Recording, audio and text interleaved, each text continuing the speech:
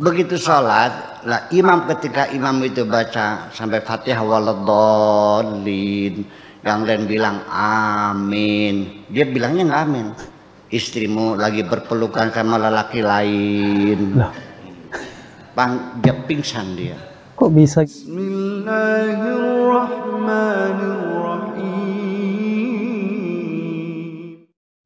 Assalamualaikum warahmatullahi wabarakatuh. Alhamdulillah wassalatu wassalamu ala rasulillah. Allahumma sholli ala Muhammad wa ala ali Muhammad. Alhamdulillah kita bertemu kembali di channel Cahaya Hidayah. Nah teman-teman semuanya, jadi di kali ini saya akan membahas tentang, ya ini cerita ya dari Kiai Buya Sakur. Jadi beliau mengatakan ada seorang wali ya yang tidak mau ikut sholat berjamaah. Kemudian wali tersebut itu didatangi oleh seorang imam yang ada di tempat tersebut, yaitu untuk mengajak sholat berjamaah. Nah, alhasilnya kemudian seorang wali tersebut ikut sholat berjamaah. Nah, lanjutannya videonya, mari kita simak videonya. Di satu desa ada seorang imam yang rajin sholat jamaah dan rajin mengajak-ngajak masyarakat sholat berjamaah. Dia itu mengajak masyarakat door to door, dari pintu ke pintu, dibujuk salat berjamaah. Tetapi ada satu rumah di samping masjid yang tidak pernah berjamaah. Membuat si imam ini jengkel. Diketuk pintunya lagi, ya nanti kapan-kapan, nggak jamaah juga. Akhirnya saking semangatnya dia ngajak jamaah sampai dia ancam yang punya rumah, kalau kamu tidak berjamaah, rumahnya pindah, jangan di samping masjid ini gitu. Jadi akhirnya si yang punya rumah di samping masjid itu juga ya udah deh, mangga silahkan. Iya, kapan mulai berjamaah? Ya antar malam deh gitu. Nah ditunggu, dia kasih tahu, teman-teman, ini malam ini ada tetangga kita yang mau mulai berjamaah. Alhamdulillah dikasih hidayah oleh Allah. Gitu. Begitu Isya gitu datang, alhamdulillah. Begitu dari dulu, masa orang rumahnya di samping masjid nggak berjamaah. Nah teman-teman saya sebentar ya, kalau seorang itu wali ya, kenapa dari dulu itu tidak mau sholat ikut berjamaah ya? Sedangkan ya yang disebut wali itu adalah menjalankan perintah Allah ya, bertakwa, beriman ya, dan menjauhi perkara-perkara maksiat ya, itu yang disebut wali. Dan wali itu kan menjalankan perintah Allah itu yang wajib-wajib maupun yang sunnah. Nah ini kenapa ya yang wajib kok malah ditinggalkan ya, tidak ikut berjamaah. Jadi ini tanda tanya ya, apakah wali seperti itu ya? Mari kita simak selanjutnya. Iya deh. Begitu sholat, lah imam ketika imam itu baca sampai Fatihah waladhdallin, yang lain bilang amin, dia bilangnya nggak amin. Istrimu lagi berpelukan sama lelaki lain, dia pingsan dia. Nah teman-teman semuanya, jadi ya kenapa orang yang disebut wali ini ya, yang ikut sholat berjamaah, kok nggak bilang amin, malah bilang istrimu dipeluk orang lain. Loh, kok bisa tahu ya teman-teman ya? Jangan-jangan ya, jangan-jangan yang disebut wali ini ya tidak mau sholat berjamaah, mungkin istri imamnya itu yang dipeluk oleh wali tersebut ya. Dan ini cerita konyol sekali ya teman-teman semuanya ya. Udah kelihatan cerita dusta seperti ini ya. Kenapa ketika dia ngimami itu hatinya ada cemburu kepada istrinya di rumah? Kok bisa tahu ya? Takut barangkali dia masukin lelaki lain. Berarti kalau di sini kesimpulan saya ini ya, orang yang rumahnya di samping masjid, dia tahu kualitas imam itu sholatnya nggak bener, makanya dia nggak berjamaah. Jadi jangan disalahkan, jangan-jangan kamunya yang sholatnya nggak bener. Allahu Akbar. Kok bisa tahu ya, dan disebut wali tidak sholat berjamaah di masjid, kemudian sekali sholat berjamaah, kok bisa ya istrimu lagi berpelukan sama orang lain, lelaki lain, kok bisa seperti itu? Apakah ini masuk dalam kategori wali ya? Dan saya pun tidak percaya kisah seperti ini ya teman-teman semuanya ya. Nah dari mana asalnya kisah seperti ini ya? Jadi ya, apa sih itu waliullah ya? Jadi yang saya tahu tentang waliullah adalah ada di dalam Al-Quran. Allah menyebutkan, yaitu Allah berfirman ya, Ingatlah sesungguhnya wali-wali Allah itu tidak ada kekhawatiran terhadap mereka dan tidak pula mereka bersedih hati, yaitu orang-orang yang beriman dan mereka selalu bertakwa. Surat Yunus ayat 62 sampai 63.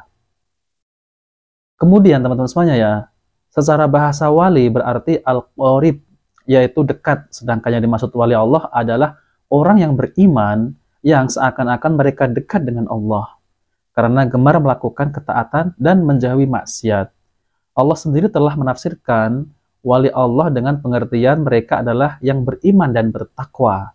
Mereka beriman dalam hal-hal yang diimani dan mereka bertakwa dengan menjauhi maksiat terhadap Allah. Lihat penjelasan Imam Asy-Syaukani dalam Fathul Qadir. Kemudian perkataan Ibnu Taimiyah dari ayat di atas mengatakan wali Allah adalah mereka yang beriman dan bertakwa. Al-Furqan halaman 8. Kemudian Syekh Abdul Rahman bin Nasir As-Sa'di berkata, setiap yang beriman dan bertakwa, dialah yang menjadi wali Allah. Tafsir Al-Karimir, Rahman halaman 368. Kemudian Asy-Syaikh Sa'di rahimahullah kembali menerangkan dalam ayat di atas, dikabarkan mengenai wali Allah dan orang-orang yang Allah cintai. Disebutkan di situ mengenai amalan dan sifat-sifat mereka. Juga balasan bagi mereka disebutkan bahwa wali Allah tidak memiliki rasa takut terhadap sesuatu di hadapan mereka kelak dan juga mereka tidak bersedih hati terhadap sesuatu yang telah terlewati karena yang mereka tinggalkan hanyalah amalan soleh. Nah teman-teman semuanya, jadi saya akan tampilkan ya, yaitu tentang penjelasan dari Ustadz Zainal Abidin Samsuddin LC Hafidhullah, yaitu tentang siapa sih yang disebut waliullah. Nah teman-teman semuanya, mari kita simak videonya. Istilah di antara para ulama, ya Imam Abu Ishaq Az-Zujaj di dalam kitabnya Ma'anil Quran menyebutkan wali adalah orang yang setia menegakkan hak-hak Allah dan hak-hak hambanya. Jadi persis yang dikatakan oleh Allah Subhanahu wa taala, alladzina amanu wa kanu yattaqun. Sama juga Syekhul Islam Ibnu Taimiyah ketika menjelaskan tentang wali, yaitu dikatakan wali itu wali karena kedekatannya dengan ketaatan, yaitu selalu mengikutinya. Dan Imam Ibnu Hajar juga menjabarkan bahwa wali Allah adalah orang yang mengerti tentang Allah, terus menerus berbuat ketaatan dan ikhlas dalam beribadah. Wali, walaupun seumur hidup tidak pernah punya karomah. Nah hadirin sekalian, sebaliknya dari pemahaman orang-orang tasawuf itu, kalau tidak ada karomahnya maka walinya diragukan. Jadi kalau tidak ada karomah, kewaliannya diragukan. Ini problemnya. Ya. Dengan demikian, ketakwaan, keimanan itu asas daripada kewalian. Sehingga Abu Ali Ar-Ruwadbadi mengatakan, kun taliban lil istiqamah wala takun taliban lil karamah. Carilah istiqamah, jangan cari karamah, karena Tuhanmu menuntut istiqamah sementara dirimu penasaran dengan karamah. Contoh kalau kita umpamakan, Pak, seandainya salah satu ulama salaf yang karismatik, umpamanya Al-Hasanul Basri, hidupkan lagi, datang ke Lombok.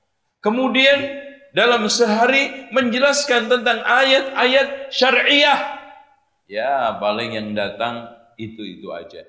Tapi kalau sekarang menjelaskan tentang ayat-ayat kauniyah, apalagi menunjukkan kesaktiannya, bludak enggak? Bludak. Penasaran.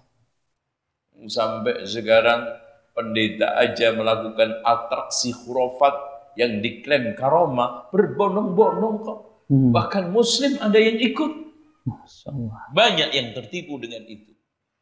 Sehingga disinilah hadirin sekalian, jangankan nanti lambat laun agama ini semakin tergerus, kemudian syiar-syiarnya hilang, Bahkan sampai Rasulullah mengatakan, la tunqadanna ural islami urwatan urwatan. Tali Islam nanti akan terlepas seutas demi seutas. Kullaman taqadat urwatun tashabbathan nasu billati taliha. Ketika lepas satu orang pegang berikutnya. Wa awwaluha naqdan al-hukmu. Yang pertama kali lepas adalah sistem hukum.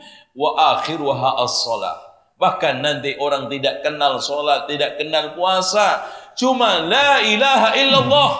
Nah, pada saat itu apa enggak mereka itu tergiur sama rayuan Dajjal?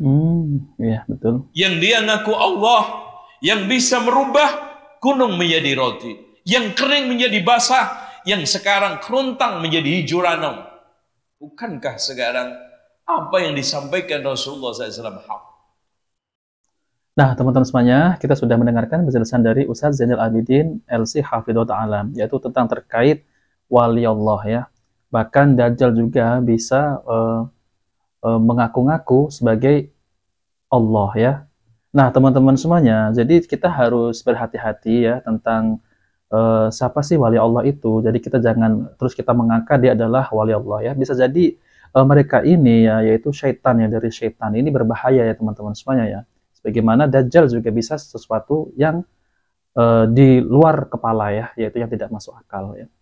Nah, teman-teman semuanya, jadi pengertian wali itu yaitu orang yang bertakwa dan beriman kepada Allah SWT, menjauhi perkara-perkara maksiat dan mencintai perkara yang wajib maupun yang sunnah. Nah, itulah yang disebut wali Allah. Masa ada seorang wali ya, itu tidak sholat berjamaah ya, karena alasannya seorang imam itu tidak benar kualitas keimanannya. Kok dia bisa tahu ya, bisa membaca keimanan seseorang ataupun hati seseorang? Sesungguhnya Allah lah yang mengetahui hati hamba-hambanya ya. Jadi tidak ada seorang pun yang tahu tentang hati seseorang.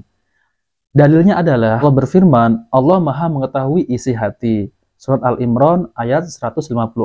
Kemudian Allah berfirman, yang artinya, berkatalah Muhammad kepada mereka, Rabbku mengetahui semua perkara di langit dan di bumi, dan dialah yang maha mendengar lagi maha mengetahui. Surat Al-Anbiya ayat 4. Allah itu Al-Khabir. Al-Khabir punya makna bahwa Allah mengetahui berbagai rahasia yang tersembunyi. Apa yang ada dalam batin secara detail diketahui oleh Allah, dan segala sesuatu secara rinci diketahui oleh Rabb-nya. Dan segala sesuatu secara rinci diketahui oleh Rabb kita. Imam Ibnu Jarir menyebutkan bahwa Al-Khabir maksudnya adalah Allah Maha mengetahui segala rahasia hamba, Maha mengetahui segala sesuatu yang tersembunyi dalam hatinya, dan segala sesuatu tidak samar bagi Allah. Lihat Jami Al-Bayan.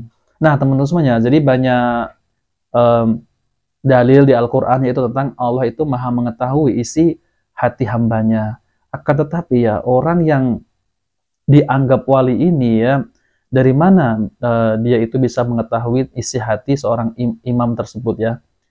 Bahkan ya, kalau ciri-ciri walinya pun dari mana dia bisa mendapat ciri-ciri kewalian tersebut ya. Apakah kemudian mendapat karomah ya, itu terus dibilang itu wali ya. Belum tentu ya teman-teman semua itu adalah karomah. Bisa jadi itu adalah dari syaitan ya.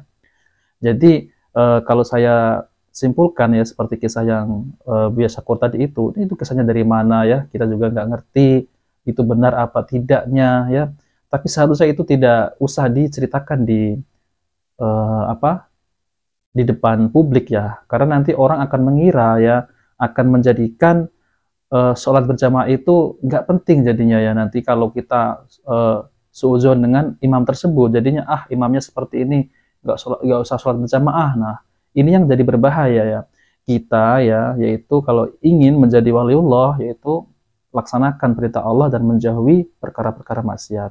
Dan laksanakan perkara-perkara yang diwajibkan oleh Allah SWT maupun sunnah. Nah, teman-teman semuanya, jika video ini bermanfaat, jangan lupa like dan subscribe di channel Cahaya Hidayah. Wabillahi taufiq wal hidayah. Wassalamualaikum warahmatullahi wabarakatuh.